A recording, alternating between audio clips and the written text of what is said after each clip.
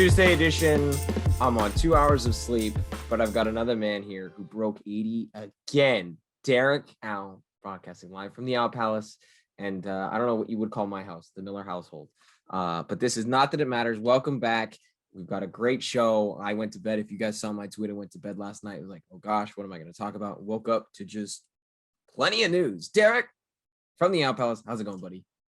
Doom, doom, doom, and folks, the Olympics is still happening. And it's Miller Square Garden. I think I gave that away. Yeah, it's a happy Tuesday. I know Max has been on 2 hours of sleep, and I think most Americans who love sports have been on 2 hours sleep because of the Olympics. I mean, you know, it's a confusing schedule because they're 13 hours ahead. In Japan, they're 13 hours ahead, and but you know, just follow Leslie Jones' Instagram. She'll keep you updated because she's a big time Team USA fan. So if you guys need any funny content, just go to her Instagram page and it'll make you laugh. Trust me. Well, Derrick, before we get into some of our discussions, I want to talk about something very near and dear to my heart, and that is the New York Yankees and how bad they are. For those who don't know, I'm a Yankee fan, and I hate them. Not only did they lose 3 out of 4 to Boston in a series where pretty much it's going to decide their season, but their record is now 51-47. But on Saturday, Domingo Germán had his best start of the year and took a no-hitter into the 8th inning and allowed a leadoff single. And then Aaron Boone, the great manager that he is, decided to put in Jonathan Loaisiga.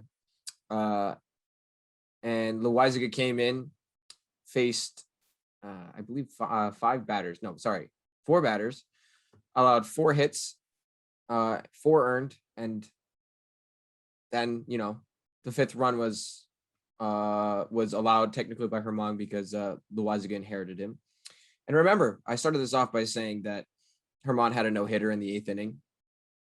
The Yankees still lost, Derrick. Yankees lost after carrying a no-hitter in the 8th inning.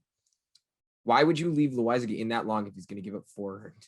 He has, on this stat line, it was no innings pitched, 4 hits, 4 earned. Aaron Boone, leave. You're not a savage in the box. You're not a good manager. Brian Cashman, leave. Why? You have Britton, who you put in after Loaisiga. Cool, thanks. You have Chad Green. They didn't win the day before. They didn't use them.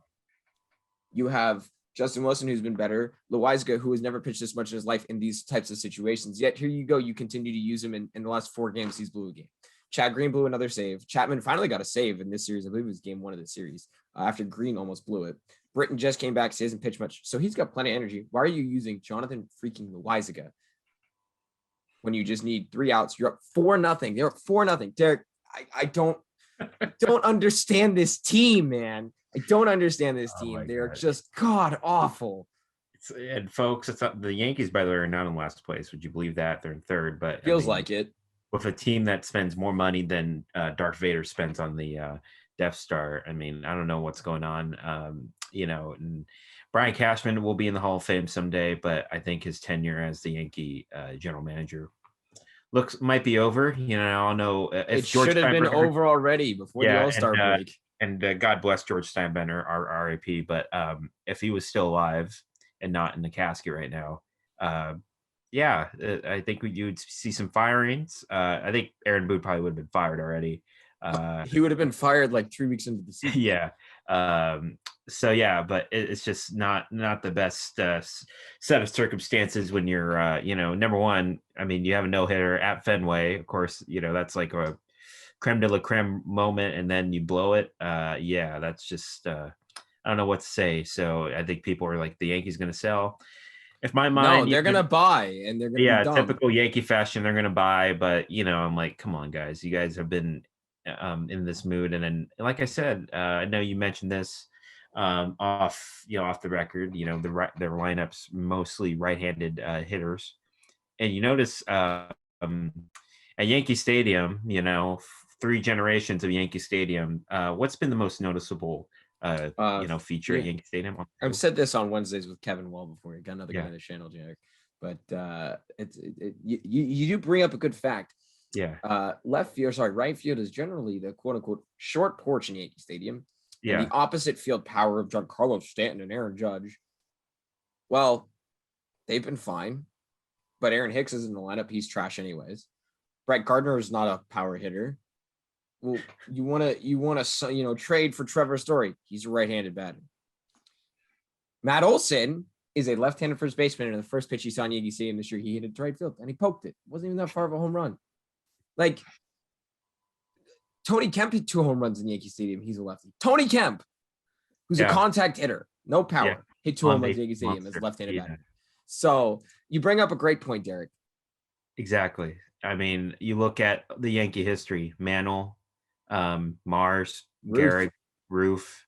We could put Hideki Matsui, what he did, in the postseason, but you would think you would have at least one left-handed, bat. I mean, Joey Gallo, he's out there. I know they tried to go for Bryce Harper a couple years ago.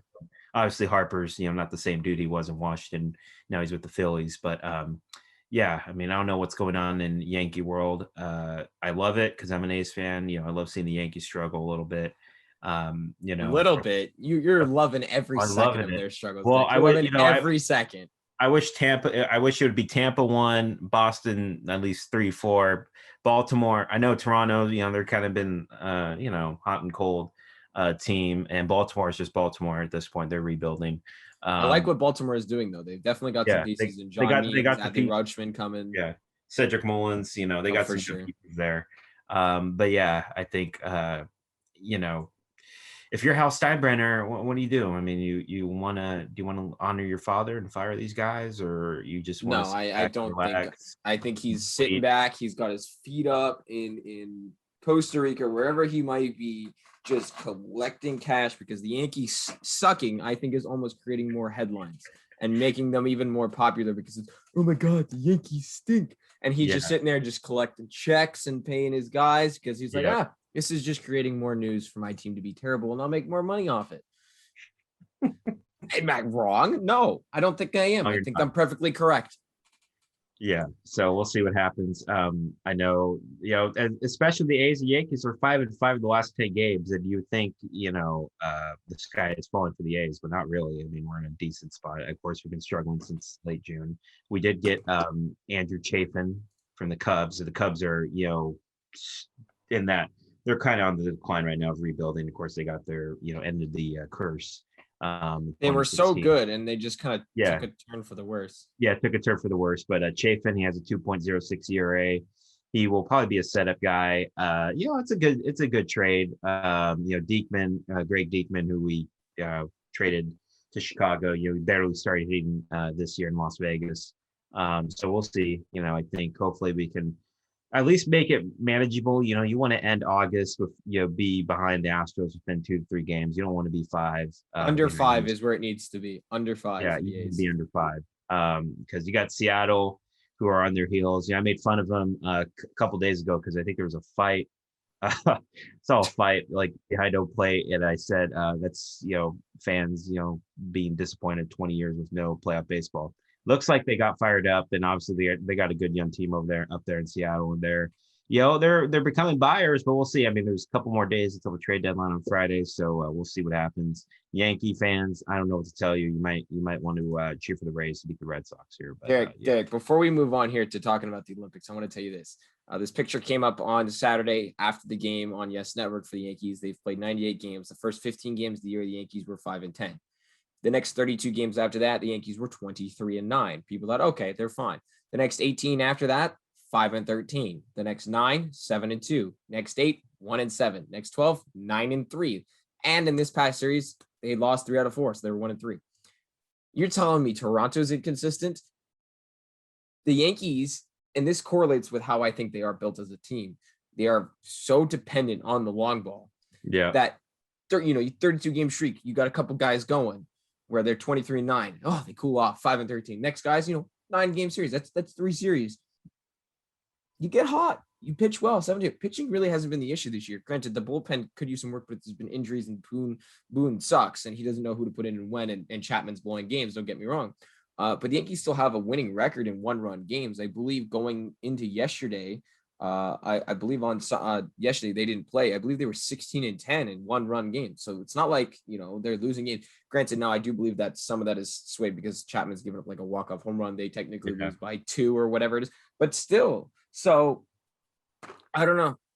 This team is wildly inconsistent, and for a team like the Yankees, they shouldn't be. You look at you look at some other teams like the Mariners or like you said, Toronto, who is going home this week, which I'm very happy for them.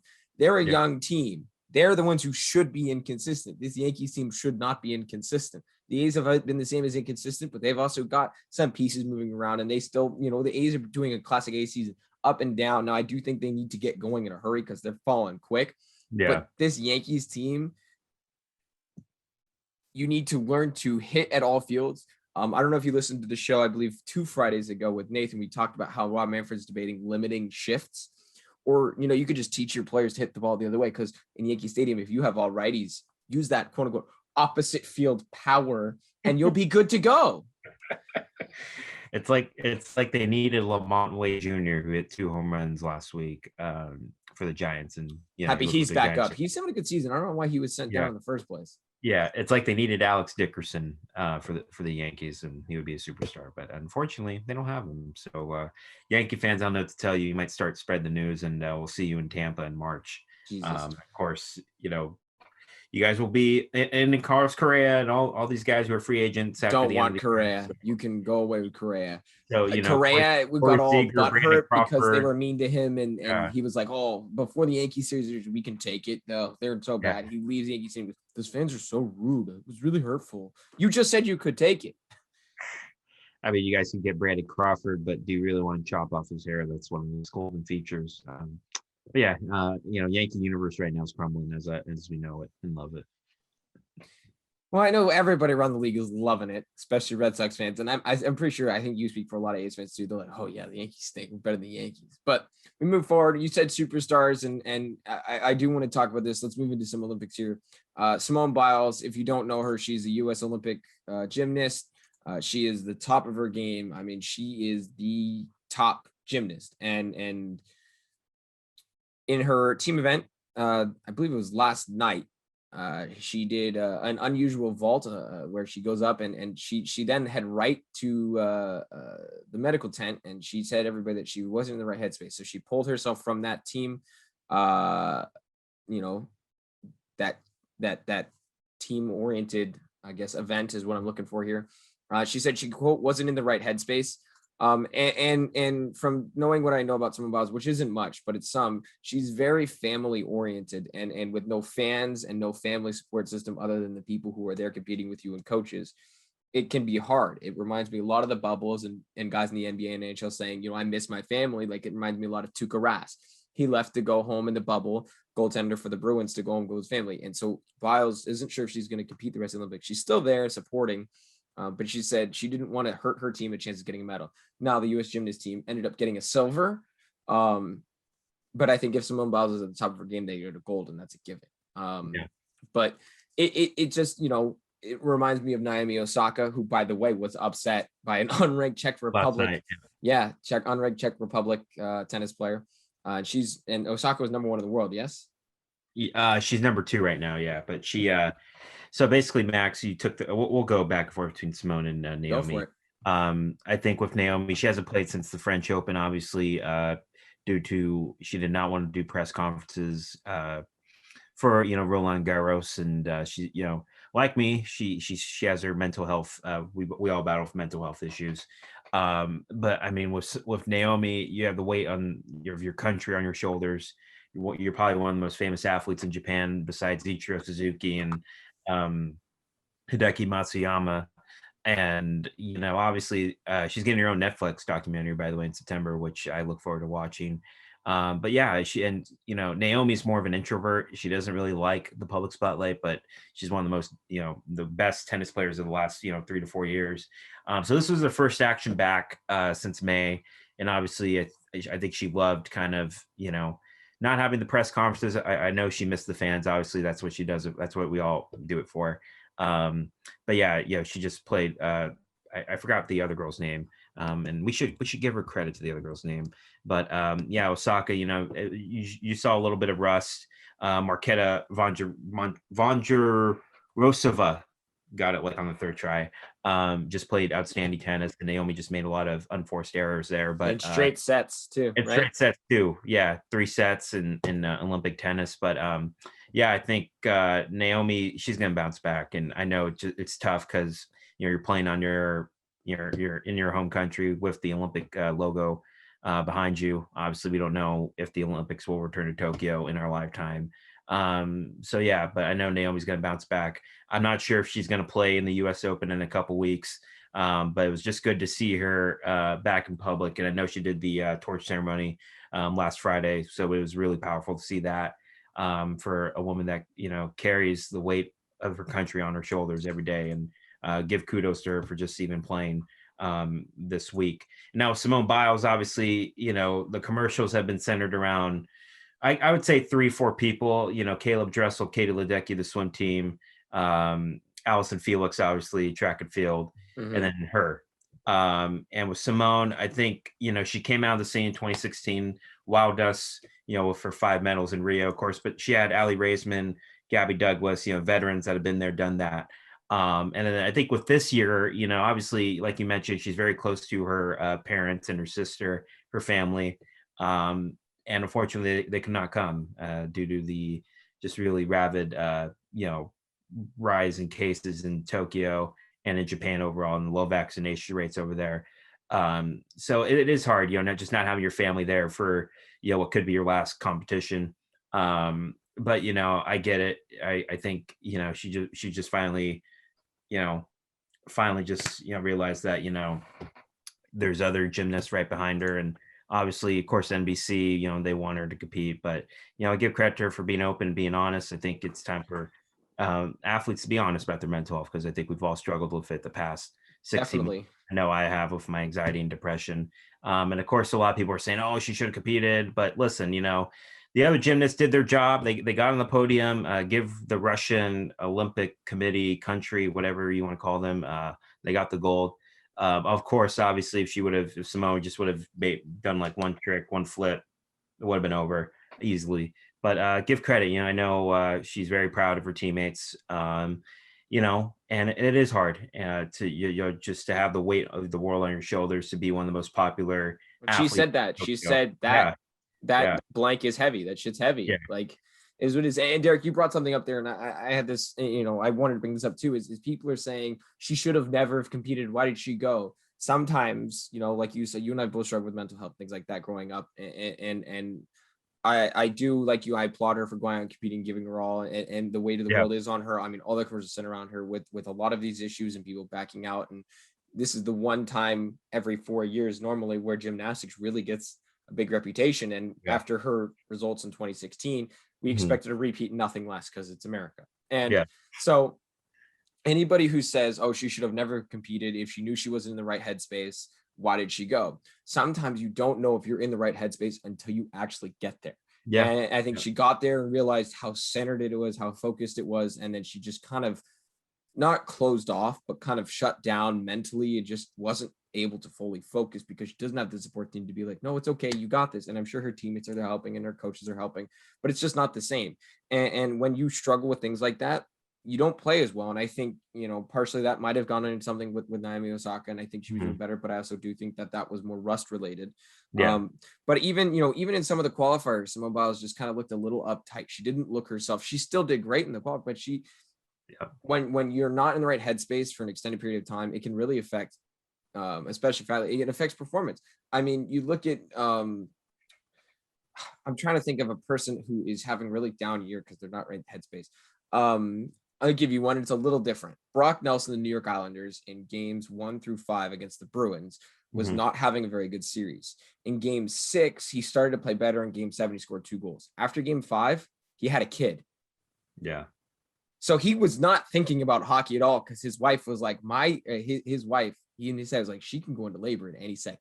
yeah, When if it's a good positive thing, having a baby, or it's anxiety and depression, it's hard to be in the right headspace and do your job when a lot of other things are going on, or when you're struggling with something in your mhm, life, whether that's yeah, good or bad. yeah, So I applaud her for going out there and being open about it. And I also do applaud her for sticking around and saying, I might still compete. I don't know. So I'm sure yeah, she's talking to her coaches, family, friends, everybody that's there that she trusts. And I don't think she should get ridiculed for it, because you can't do what she can do. We can watch and applaud her for it, and to take the understanding to realize how you're feeling and knowing that it's affecting you is a hard Yeah. thing to do, especially on that stage. And then plus, in the lead up, I mean, the USA Gymnastics, they've been, heavily scrutinized and investigated, of course, with the Larry Nassar scandal. And I know Simone was a victim of Larry Nassar's just really horrendous treatments of the young gymnast. And of course, that was in the lead up. And, that was what, 3 years ago. And so Simone really wasn't sure if she was going to represent, but she realized, you know what? I need to inspire the next generation of gymnasts and next generation of young girls who want to do this. And I give credit to her. She's still the greatest gymnast in our lifetime, one of the greatest Olympians in our lifetime that we will ever see in our generation. So I give credit to her. And, for those making fun of her, shame on you guys. I want to see you guys in leotards and, doing the amazing, features she's doing. So I want you guys to take a flight. Okay, and do that. And if you guys, land 5 of them, I'll give you $1 million, but which they probably can't do anyways. So yeah, it's just it's and it is emotional for all these Olympic athletes, because you dream of having fans in the seats, and it's been weird just seeing blue seats. I know mountain biking, they've had fans because they're outside of Tokyo, and also the triathlon, surfing as well, and it's good to see surfing, but in the Olympics. But yeah, give credit to Simone for just being who she is, and obviously just being open and honest with us. Now, another team that I wish would be open and honest with us is the United States basketball team, because they suck. Which one? Well, women's they pulled. Yes, USA men's basketball team. Yeah. Women's keep doing you. They keep winning. They've won 50 straight games after last night. 50 straight Olympic games. Yeah. But the men's basketball team, your leading scorer in the 83-76 loss to France on, I believe it was Friday. Yes. I am not entirely sure what day it is. I don't know why it doesn't say it on there. But your leading scorer for Team USA should not have been. Oh, sorry. The game was Saturday. I apologize. Or Sunday, the 25th. Your leading scorer should not have been Bam Adebayo. He was their leading scorer among starters. Drew Holiday led the team in scoring with 28 off the bench. But still, he shouldn't be your leading scorer either. You got Kevin Durant and Damian Lillard with a combined 21 points. No, and don't get me wrong, Durant was in foul trouble, but Lillard needs to be better. LaVine needs to be better. Draymond Green isn't there to score points; he's there to play defense. Jason Tatum only 9. I mean, Middleton, he only played 5 minutes, but he didn't shoot. Why is JaVale McGee there? This team, I don't know if it's Greg Popovich and the offense that he runs. I don't know what it is, but there's something off about this team. And I agree that with some of the arguments that the nations around the world are getting better, Team USA is still the top. Like, you should not lose these games, even with it's not your top roster. You have Kevin Durant, you have Damian Lillard, you have Devin Booker, you have 3 MVP candidates. And then you have Zach LaVine, who could be an MVP candidate, on a different team. Jason Tatum, I think, is MVP caliber, but I don't think he's ever going to win it. So that's 5 guys right there. You have 2 defensive player of the years, and I don't know. I don't know what's going on with this team. I do think it has to do something with the systems, but I also think it's, these players, I think, went into it mentally just thinking, oh, this is easy. We're going to win. These guys don't have anybody. And now I just think as they've started to lose games, not only in, the exhibitions beforehand or now in the Olympics, I think these guys are kind of just, Popovich is getting mad at them. And I don't know if there's just a connect there. Maybe they miss Coach K. I don't know what the difference is. Is it the triangle offense? What's going on? Derrick, talk to me about what is going on with men's basketball. I think there's like 3 reasons. Obviously, the first one is the world's getting better at basketball. Okay, I mean, you faced a French team that had Rudy Gobert, Evan Fournier. That team's getting better, and I know Damian Lillard's like, well, they don't play like this in the NBA. I'm like, yeah, because they're the guys that they play with, in their own home country. They have familiar things in common. Number 2, I think it's just more of the chemistry. I just don't see the chemistry's there. And I get it, it's hard, when you have some of these guys that are just coming off of like long playoff series and obviously having their seasons end. Then, you don't really get a rest. You have to fly to Las Vegas to be, combined with, 12, 11 other dudes that you don't play with, rarely. And then, of course, you have to get familiar with the new system like Pop's triangle offense. So, yeah, I think it is difficult. And, Devin Booker, I kind of expected a letdown game for him and Middleton. I mean, they just came off one of the most entertaining finals in NBA history. Um, and, you basically one celebrating, on the parade, and then he has to fly with the other guy who gave it his all, had a phenomenal season. And they're flying in the same plane. One smells like champagne, the other one doesn't. um you know it's kind of difficult. I mean, you're not going to be buddy buddy with the guy, obviously, but trying to fit all these pieces in the one place, yeah, it's going to lead to disaster. They do play Iran later tonight at 9:40 on Peacock, so folks better If they register. don't win this game, Yeah, this is a team where it's not like do they even have a player in the NBA? Iran, maybe a couple college guys, but no. I mean, I think US So if this should be, team full of NBA stars yeah, doesn't beat Iran, then there's some major issues. They're yeah. like, this team should win gold. If they don't even get to the gold medal game, like that's a massive, massive underachievement for everybody involved. Yeah. And so I think some of it's chemistry issues, and I think number three is these guys trying to get familiar with each other's playing styles, because some of these guys are not on the same team. Kevin Durant, Draymond, of course, they have history together. Winning the two championships in KD's 3 years here, but I think it's gonna unfortunately, it's gonna take some time. This has been really an unusual kind of lead up to the Olympics, because usually the NBA season ends in June, not in like mid-July, and then okay, let's go to Tokyo and play in the Olympics. So we'll see. I think this team will bounce back. But like I said, the world's catching up, and you can't just go out on the court saying, no, we're going to win by 30 or 40 against France. And I know Iran, they're trying to be an emerging basketball country, so it should be an easy win. I won't be surprised if Iran gave them a run for their money. Nigeria gave the U.S. women's run for their money, but U.S. women, they found a way to pull it out. Of course, granted, they turned the ball over like 20 times, and but I think the men are in more hot water, because the exhibitions too in Las Vegas, they had some trouble. But I think it's an understatement. Yeah. If this was a must-win game, it is. But yeah, folks, relax. Remember, the Olympics is all about uniting people together. Okay, come on. I know we invented the game of basketball, so obviously the sports that we should be dominating: swimming, gymnastics, surfing. And by the way, surfing, shout out to that girl from Hawaii who won the gold medal. But yeah, this should be a slam dunk, easy win. But I won't be holding my breath at 9:40 tonight.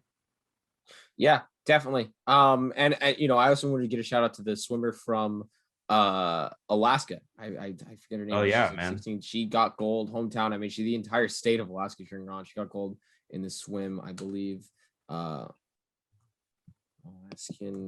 swimmer. Let me find her name really quick. I apologize. Computer's going slow here. But I mean, it was Lydia Jacoby, 17-year-old. She's the first Olympic swimmer to win gold, and she wasn't even supposed to place on a podium, and she won in the 100-meter breaststroke. I mean, it's awesome. I mean, I don't know if you've seen any of the videos online on like Twitter, Derek, but those videos of like people in houses, bars, watching, just going nuts for her. And she's 17. And then the other thing, Rashad, I watched the 400-meter freestyle women's, and there was a 14-year-old Canadian girl that finished fourth. 14 years old, and she's swimming that fast. That's insane. Yeah, and then we had I think in skateboarding too, women's street. The average age of the skateboarders were 14 years old. So think about that. That's awesome. It was good to see skateboarding in the Olympics. Good to see surfing in the Olympics. Long time due. And then also women's soccer, U.S. women's soccer team, they did advance to the knockout stage. I know people were freaking out. They lost their first game against Sweden, who eliminated them in Rio. But the U.S., they always find a way to just push through. And now they got a rematch of the World Cup final from 2 years ago against the Netherlands on Thursday, I believe, Thursday morning. So I have a feeling U.S. will get it done. But yeah, it's good to see all these, all these different sports get their shine. I've been watching a lot of cycling. My sister and I watched table tennis, the gold medal, Japan and China. So think about that rivalry, thousands of years of just, Would have different, been whether great if there were different. fans there, even if it's I like know. table tennis. That would have been so Yeah. intense, so And awesome in Japan, Japan. yeah, So they pulled it out. But these guys take it so seriously. They have their own little, they have they have their own little cover cases for for the rackets. oh, they're Um, set up with their own God gear, dang. and like people in the Yeah. industry got custom skates, custom batting gloves. These guys got custom paddles, cases, everything they need. I'm sure they have custom shoes. Yeah, and then last night we watched, synchronized diving, and that's a whole nother level, and, my show idea is we should, whoever wins the gold medal for each of these, we go to their country and we try their sports out, so, That'd be pretty cool. the bench The other sport. thing before we move on here to our last topic here about the Olympics is softball's not always in the Olympics, but it should be. Yeah. Like you and I cover softball pretty closely for the Spirit, Mhm. and I don't, if baseball's in the Olympics, Yeah. which this is back in. I don't see why those shouldn't be, excuse me, Olympic sports. I mean, Yeah. if you've Well, got yeah. skateboarding, right, or stuff like that, or like long jump, like baseball and softball, I feel like should be in there. And I think softball caught a lot of people by surprise and how entertaining it was. And I think it really kind of jumped on the radar during the women's college softball World Series this Yeah. year. I mean, there was tons of viewership marketing from that, and it was a lot of fun to watch. So I'm happy that those two sports are back in. The baseball group stages and preliminaries should be starting soon. Obviously, they had to wait for Yeah. softball to finish because they were playing on the field. And then, by the way, quick shout out Monica Abbott from Salinas, California. One of the best pitchers in USA softball history from my hometown. She gets the silver medal. Of course, we wish it would have been gold, but it was a tight game last night, 2-0. Congrats to Japan. Softball should be in the Olympics. And by the way, why are they playing in a baseball stadium? You think Japan has thousands of softball diamonds capable of hosting this, and you play on a baseball stadium, and then they're not even dugouts. So come on, guys, they're trying to save money. I get it, but listen, Japan, softball is a pretty popular sport in Japan, so they couldn't find you're telling me they couldn't find a diamond that had a traditional softball field. Come on, guys, come on.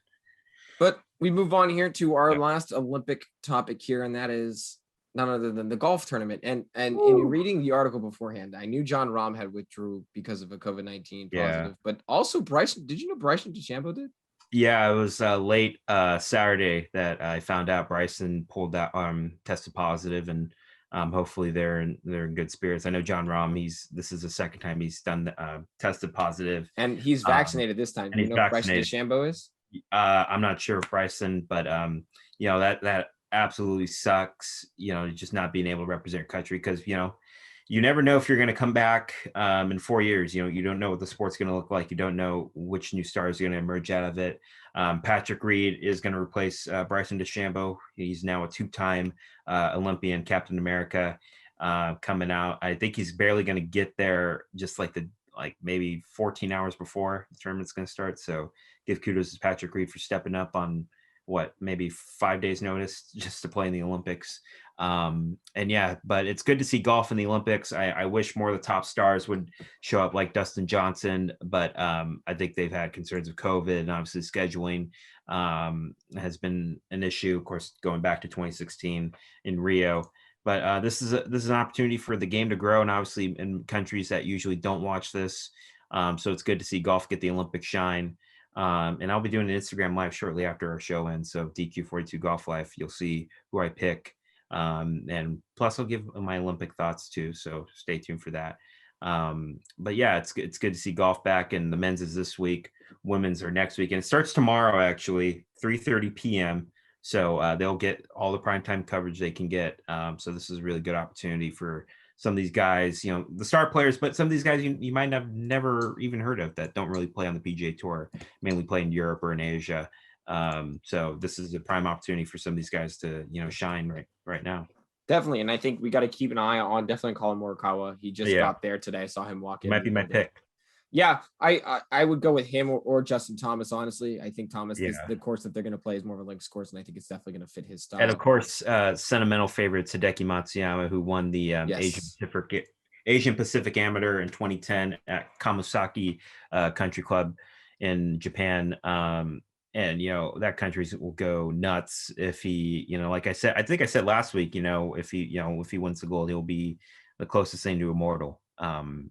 If he's not already. Yeah, Japan they take their sports very seriously. So it would be sensational to see that happen.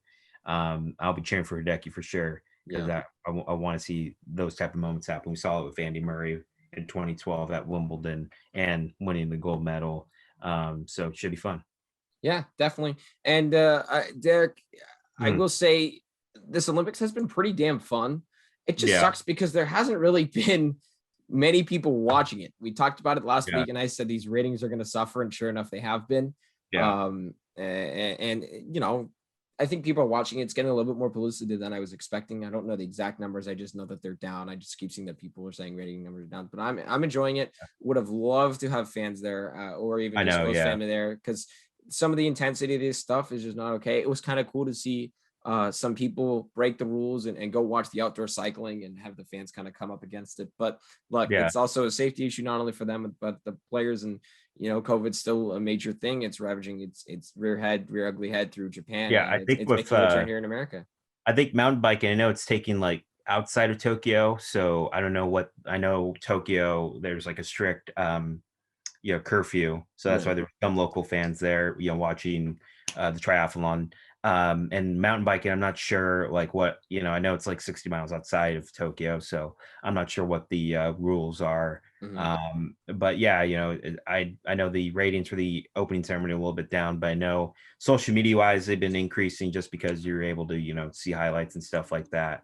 But hopefully the ratings pick up, and I know we'll see some red, white, and blue on top of the podium. Yeah, definitely.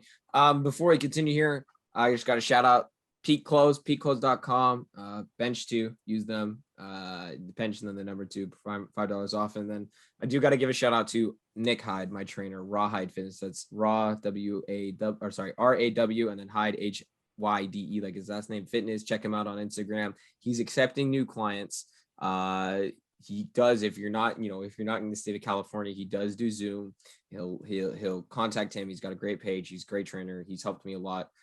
He'll talk to you about sports and Olympics. A lot of discussions that I have with Derrick are on here. I have with him as well. He gives me some great ideas on here, but check him out. That's Rawhide Fitness, RAW and then HYDE Fitness. And check him out. He's taking new clients. It's going to be cool. And DQ, we're into the silly season here in the NHL. And let's just say today's been a little bit of a crazy day. We thought, okay, Winnipeg made a trade yesterday. They got Brendan Dillon, the former Shark, and they re-signed Paul Stastny.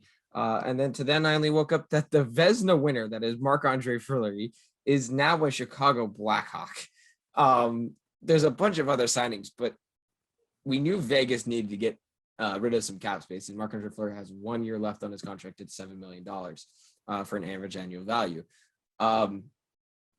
I don't know if he plays for Chicago. He said he needs to take time for thinking about his future, which, it's a big change. I mean, at that age, going to a team that is trying to buy themselves into a cup run, and I don't think they're going to be able to do it. With the acquisition of Seth Jones and now Marc-Andre Fleury, it's going to be a little interesting because there goes my internet. Wow. Maybe it's George Steinbrenner saying calm down with his Yankee takes.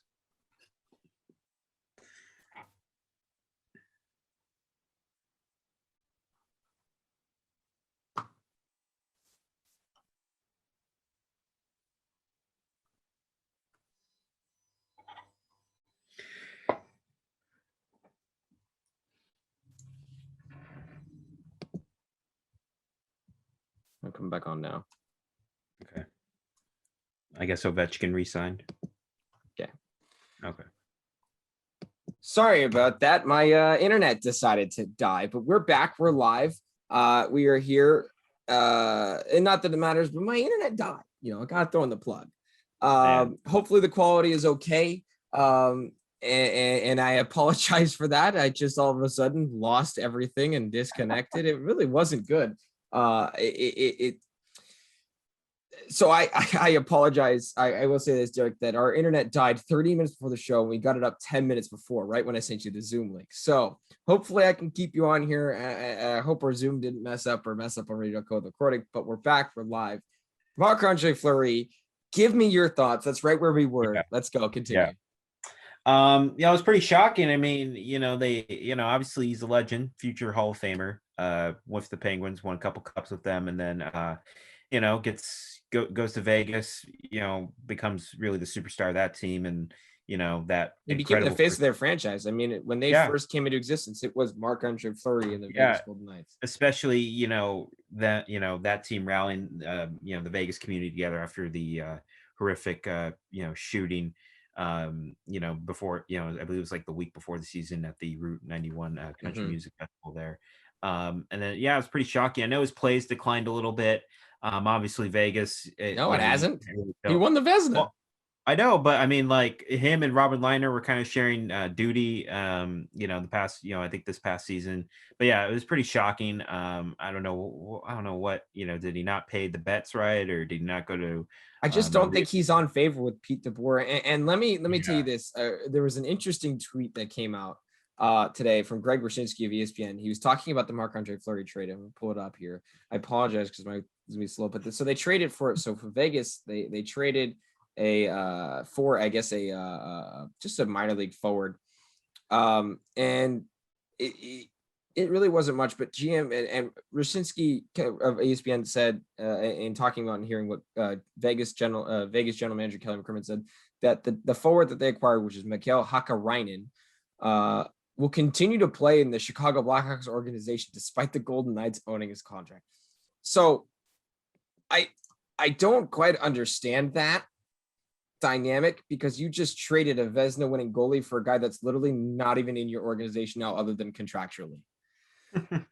It sounds like some miscommunication there, and maybe Mark was maybe the front office was at the Rio buffet, and then Mark was just at the pool, and I don't know if service doesn't work out there in the desert, but maybe the AC interfered. I know they had some lightning strikes, obviously. No hit to Who knows? Maybe their internet went out.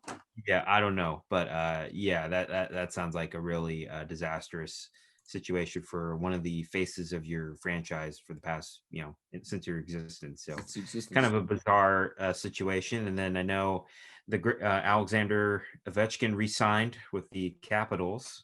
5-year deal, and he's over 35 and $9.5 million. So he's not making he's making $9.5 million.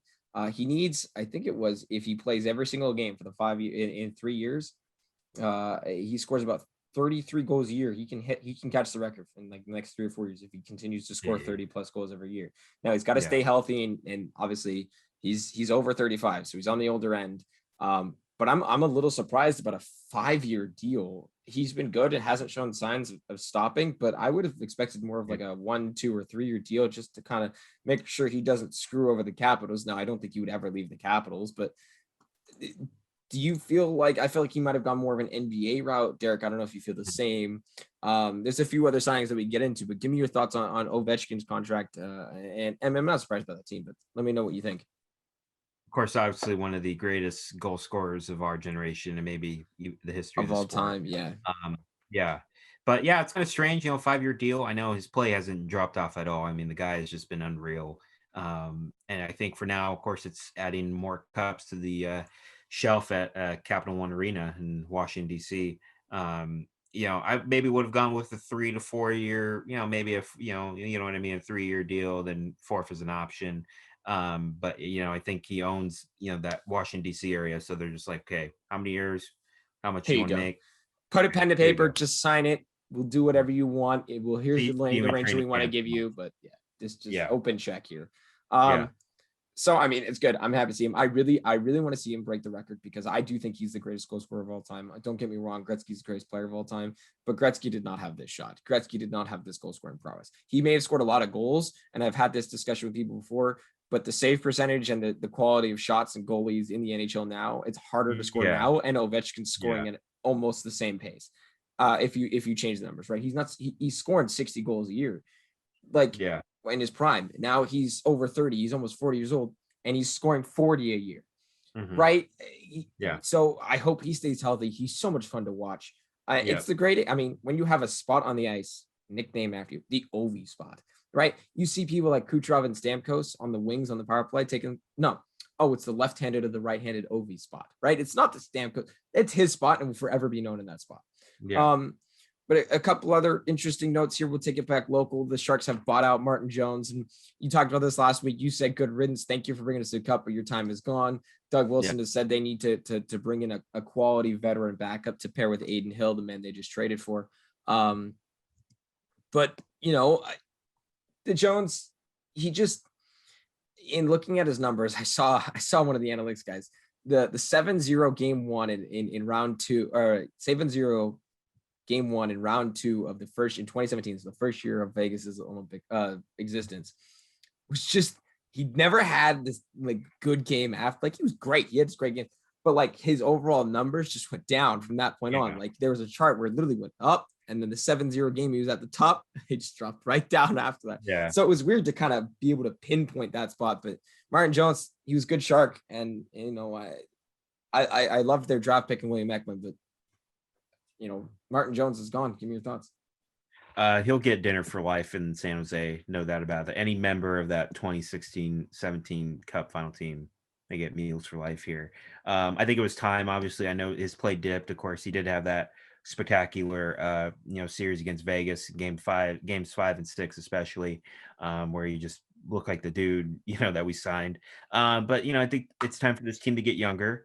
And obviously they still have some contractual obligations with Marc-Edouard Vlasic, Eric Carlson, Yes. Brent Burns.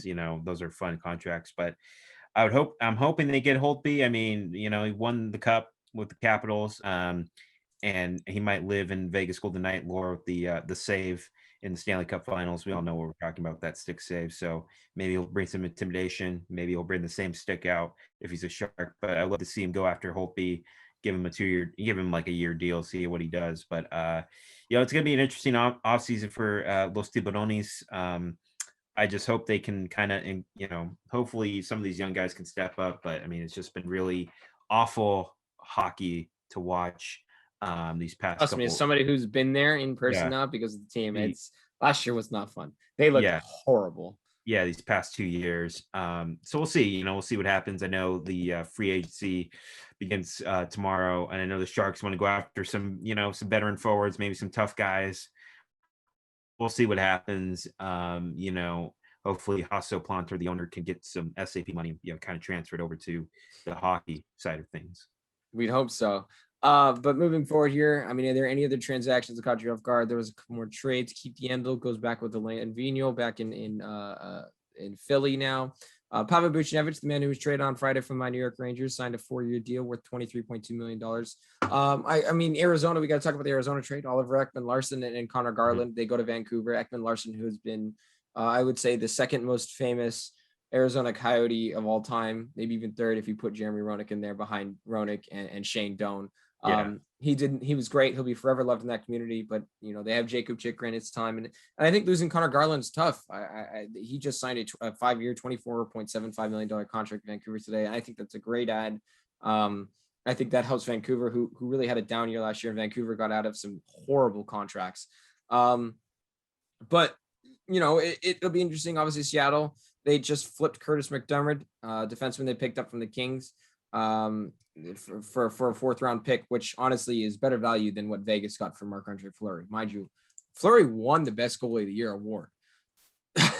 Cale Makar, who's going to be the best defenseman in the NHL in 2 years, signed a 6-year deal worth $9 million a year. Obviously, Seth Jones, who wanted out from Columbus, got out and is playing with his brother now in Chicago and got paid. Yeah. And I mean paid. He's 27 and he's got 1 year left. And then after this 1 year, 8 years, $9.5 million. That makes him the 3rd highest paid defenseman behind Drew Doughty and the Sharks' Eric Carlson.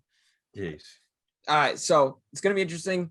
Rumor has it Tony DeAngelo is going to sign with Carolina. The Rangers are signing Patrick Nemeth. So free agency starts tomorrow, and I'm pretty excited because ESPN Plus, they came out today and said that they're going to just simulcast TSN's free agency coverage all day tomorrow on ESPN Plus. I'm super excited. I'd like to see the Eichel trade go down within the next 2 days. That would make things really exciting, and especially if it happens live with people on ESPN watching, because they are getting more clicks, and it is encouraging to see this. And give me your thoughts on this. Emily Kaplan is one of the 2 main reporters for ESPN. Is Emily Kaplan and Greg Wyshynski. in 2 or 3 of the last big trades, Emily Kaplan has been the first one to report it. Not Elliot Friedman, not Frank Sarvalli, ESPN. So just like Woj, it always finishes with sources tell ESPN. And that's nothing but a good sign, I think, for ESPN that they're getting that info before a lot of the insiders that have already been there. Don't get me wrong. She's been there. She's been in and around. Her and Wyshynski have been covering the NHL on ESPN for a while now. But the fact that they can now almost, I don't want to say take over, but kind of step in and take on the lead. And really, I think it's nothing but great news for ESPN. Yeah. Anytime ESPN has a top insider, Schefter, Mortensen with the NFL, Jeff Passan, with baseball, basketball, you have Woj, obviously. I followed Greg since he was at Yahoo Sports, and it's good to see Emily Kaplan kind of getting the recognition she deserves. Of course, Pierre LeBrun, I'm starting to follow more Canadian media outlets with TSN, which is the ESPN north of the border for those that don't know. So, it's good to see, I think some different outlets reporting on the sport because it is growing worldwide. But yeah, I mean, I thought they would report on Aaron Rodgers trade, but I guess not since he's in Green Bay. Yeah, definitely. And I think we definitely got to talk about that. But the other thing I want to talk about before we touch on a little bit of NFL here is the Oklahoma Sooners and the Texas Longhorns have formally notified that they want to be in the SEC at 2025. Now, that may seem like a far chance away, but Oklahoma, sure. Texas, you haven't been good since Vince Young was there. Well, don't disrespect the legend Colt McCoy. Come on now. Okay, but did he win a national championship? I mean, they led him to the title game, but when you lead teams to title games, you usually met by Alabama. So right. So and I think Oklahoma, I also do think that they could struggle with recruiting. I think they're going to get here and they're going to struggle with recruiting, and it's also going to leave the Big 12, well, soon to be the Big 10, with a lack of money. Because if people who Oklahoma and Texas, who are huge brands in the college football realm, are leaving, what's the point in buying the Big 12 network now? SEC's got all the top teams. They got LSU, they got Alabama, they got Florida State, right? Well, why? What is the point then? Tell me that. Well, if you can't beat them, join them, right? I mean, I don't know why you would. You're going to be like the 5th, 6th, 7th, 8th, 9th popular team in the SEC because Alabama. It's an Alabama, Auburn, Georgia, Florida market. Stay in your lane, guys. I know the money's there. Obviously, I know they're talking about potential playoff expansion, which I'm in favor for. They need to expand that to 8 teams, maybe even 12. Yeah, I'd like to see that too and make things a lot more fun. Yeah, but that's kind of, I don't know. That's just to me, that's just a jabroni decision. And when they lead the Big 12, okay, so you got TCU, basically Iowa State, Iowa. Iowa State's been really good the past 2 to 3 years. That's no disrespect to them, but they're not really, the ratings are not. It's all about money, just like the Olympics, the IOC. It's money and Olympics. It's a business. So week 1, you're going to have Oklahoma State and Oklahoma. We're going to call that the Big 10, Big 12, SEC Bedlam rivalry. Come on, that's always they've always been a Big 12 school. So I get it's about money, but I mean, you really want to be like I said, you really want to be the 6th, 7th popular team when you're in the Big 12. You're already 1 and 2. I mean, I'd rather be 1 and 2 than 8 through 10. If that's just me being me. But Oklahoma, I'm not surprised about. They've made the college football playoff like 4 out of the past 5 seasons. Texas, they've had up and down seasons. Of course, Sam Ehlinger kind of led rejuvenation back for the Longhorns. That's just, I don't know about that one, Chief. Yeah, so it's gonna be interesting. Touch on a little bit of NFL here. Training camps are starting this week. No. I have 2 things for you. One, Aaron Rodgers returned. I think that's honestly, I was a little surprised he returned this early. I wouldn't have been surprised if he, held out the beginning of camp and came back midway through. And my other thing is, Zach Wilson and Trey Lance still don't have their rookie deals signed, so they're not at camp. Usually, especially for quarterbacks, if they go 1, 2, and 3, there's pretty much like a set contract for them. Why have they not signed? Give me those 2 thoughts on you before we wrap it up here. Mm-hmm. Derek, do you hear me? Can you hear me, buddy? I don't know if Derek can hear me, guys. I apologize.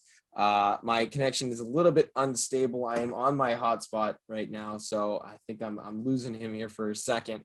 But basically, Derrick, do I have you? I'm looking for you here. I don't know what's going on here. I apologize again for the Wi-Fi going down. But so Aaron Rodgers back in camp. The Jets and the Niners don't have their rookie deal starting. Kyle Shanahan has said that he said that Trey Lance is the backup and Jimmy Garoppolo is the starter. Let's try this again. Derrick, can you hear me? Did you hear my questions? I lost you there for a second.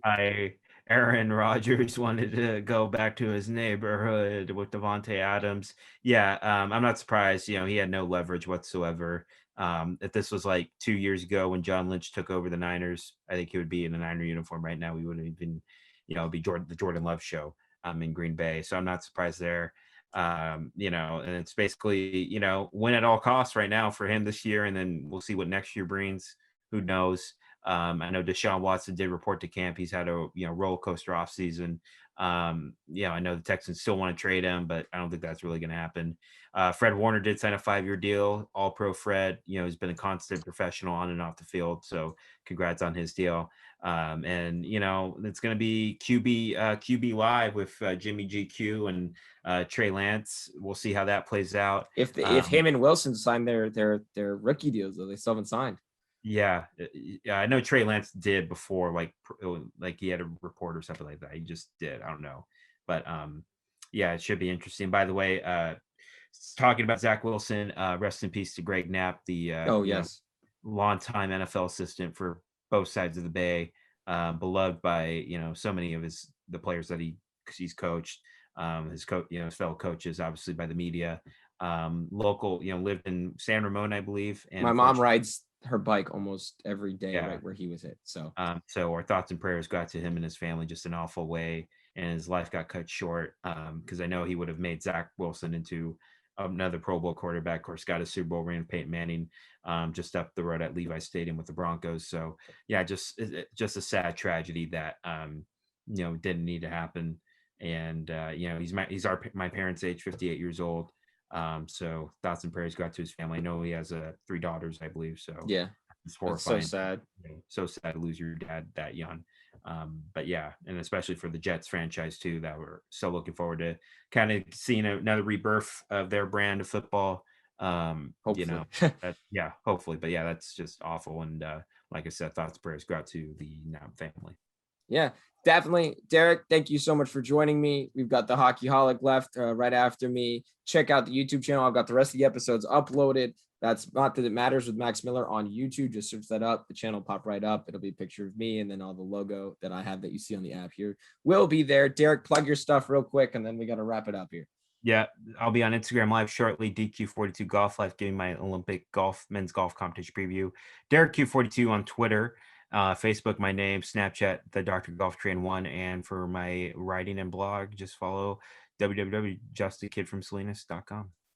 Thank you again for listening. I appreciate it. I hope everybody has a good day. I do apologize for the technical difficulties here in the last 20 minutes or so. 2 hours of sleep. Derrick, thank you for carrying me through this. It's been fun. Check out the YouTube, check out his blog, check out his Instagram. Not That It Matters with Max Miller.